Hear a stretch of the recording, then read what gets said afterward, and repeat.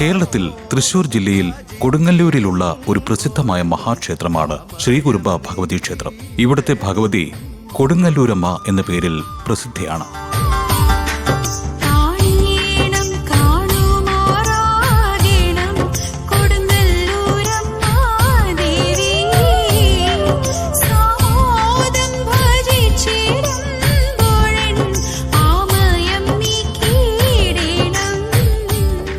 ക്ഷേത്രത്തിലെ അറിയപ്പെടുന്ന പ്രധാന ഉത്സവങ്ങളിലൊന്നാണ് മീനഭരണി. ഭരണി എന്നാണ് അറിയപ്പെടുന്നത്. അമ്പലത്തിന് ചുറ്റുമുള്ള എല്ലാ ആലിന്മേലും ഗോപുരത്തിലും കൊടിക്കൂറുകൾ കിട്ടുന്നു. അതോടെ ഭരണിക്കാലം ആരംഭിക്കുകയായി. കുംഭമാസത്തിലെ ഭരണിക്ക് ആരംഭിച്ച് മീനമാസത്തിലെ ഭരണിക്ക് അവസാനിക്കുന്ന ഭരണി ഉത്സവം മാർച്ച് ഏപ്രിൽ മാസങ്ങളിലായാണ് നടക്കുന്നത്. കാവിൽ ഭഗവതി തുള്ളിയുറയുന്ന മീനഭരണി വന്നേ, വാളം ചിലമ്പെടുത്ത് കോമരങ്ങ തുള്ളിയുറഞ്ഞിടുമ്പോൾ കാവിലമ്മ കളി ദേവി മഹേശ്വരി ആടിയുറഞ്ഞിടുന്നേ. മീനഭരണിക്ക് 7 ദിവസം മുമ്പാണ് കോഴിക്കല്ല് മൂടൽ എന്ന ചടങ്ങ്. ചുവന്ന പട്ടുകൊണ്ട് ബലിക്കല്ല് മൂടുന്ന ചടങ്ങാണ് ഇത്. ഇപ്പോഴും സമർപ്പണം തുടരുന്നു. അതുപോലെ അതെടുത്തു മാറ്റുന്ന ദൃശ്യങ്ങളും നമുക്ക് കാണാം. കുരവയുമായി കൊടുങ്ങല്ലൂരമ്മ എഴുന്നള്ളുമ്പോൾ കഷ്ടകാലങ്ങൾ നടക്കൽ വെച്ചു ഞങ്ങൾ പാടി സ്തുതിച്ചിടുന്നേ. രേവതി നാളിൽ കോമരങ്ങളെയും ഭക്തജനങ്ങളെയും കൊണ്ട് കാവ് നിറയുന്നു. പരമശിവനാണ് ക്ഷേത്രനാഥൻ. എന്നാൽ ഇവിടെ ശിവനേക്കാൾ പ്രാധാന്യം ഭഗവതിക്കാണ്.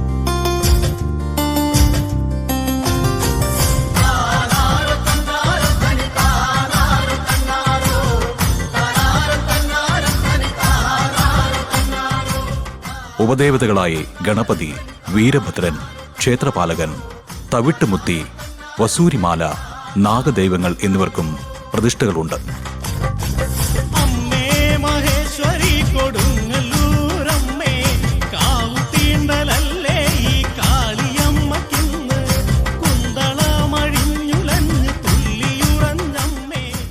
ശ്രീകുരുംബ ഭഗവതി ക്ഷേത്രത്തിൽ നിന്നും ഏകദേശം 300 മീറ്റർ തെക്കുമാറി ദേശീയപാത 66 ചേർന്ന് പടിഞ്ഞാറോട്ട് ദർശനമായി കുരുംബക്കാവ് സ്ഥിതി ചെയ്യുന്നു.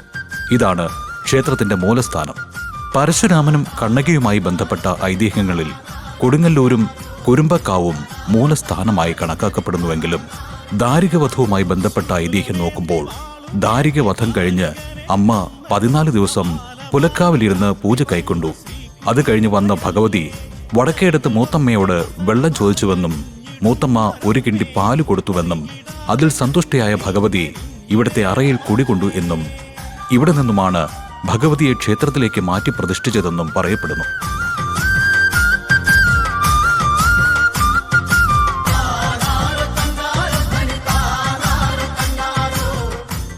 ഇന്നും ചരിത്രരേഖകൾ പ്രകാരം കൊടുങ്ങല്ലൂരമ്മയുടെ വെളിച്ചപ്പാടായി അംഗീകരിക്കണമെങ്കിൽ ഈ തറവാട്ടിലോ തറവാടുമായി ബന്ധപ്പെട്ട 4 ആൽത്തറകളിലോ പോയി ആദ്യമായി വെട്ടിത്തെളിഞ്ഞ് ഭരണി സമയത്ത് വരണം എന്നാണ് വിശ്വാസം.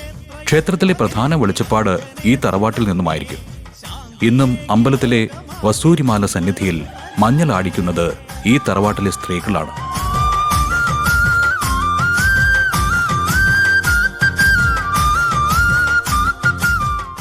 ഇനി 7-ാം ദിവസമാണ് നട തുറക്കുന്നത്. ഈ ദർശനം പുണ്യദർശനം എന്നാണ് വിശ്വാസം.